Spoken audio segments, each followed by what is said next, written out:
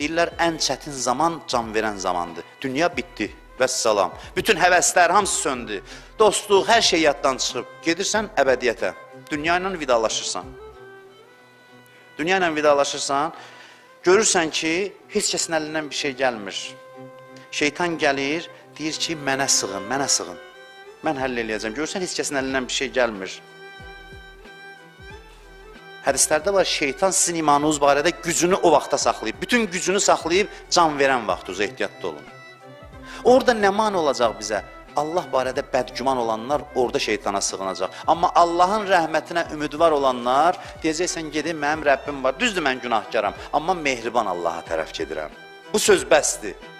Kim bu sözlə dünyadan köçsə bağışlanıb, mən bu vədəni hədislərə, ayələrə istinadən Aşura gecəsi sizə verə bilərəm. Kimin ürəyində gizli Allah barədə bədgüman var, tərəddüddədir, imansız dünyadan köçə bilər, təhlükəli vəziyyətdədir.